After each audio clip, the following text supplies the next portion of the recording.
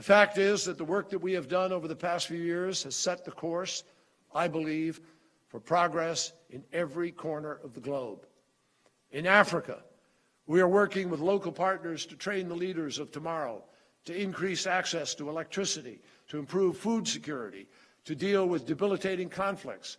We have special envoys to the Great Lakes area, to Sudan, working in Somalia, elsewhere.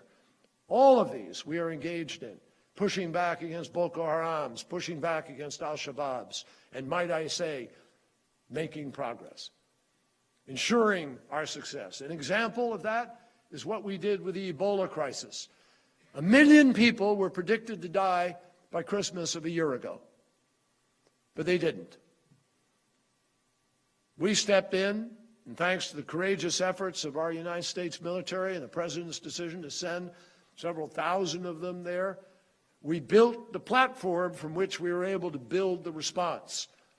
And so we were able to knock Ebola down to a nuisance level, if not gone.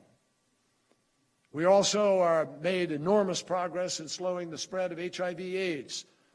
And we are on the brink now, suddenly, of perhaps seeing the first generation that will be born AIDS-free in Africa.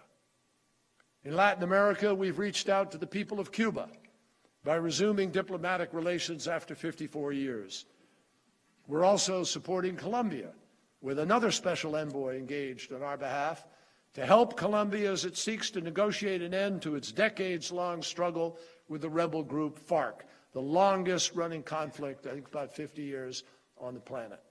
In Central Asia, we're working closely with Afghan President Ghani and with Chief Executive Officer Abdullah to address the security challenges of their country and to continue to move Afghanistan towards the better, safer future that its people deserve.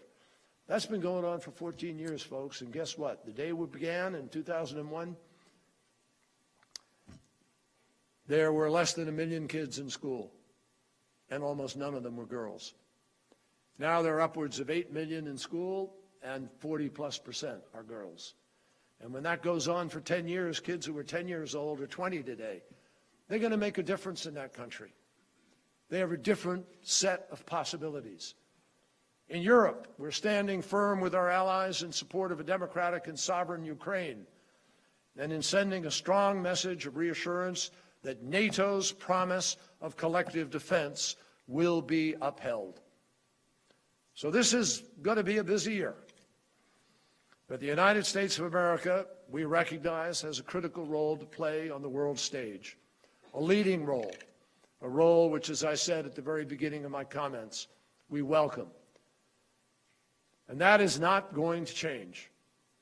So, in many ways, we don't have the luxury of slowing down, and this last year will not see us slow down.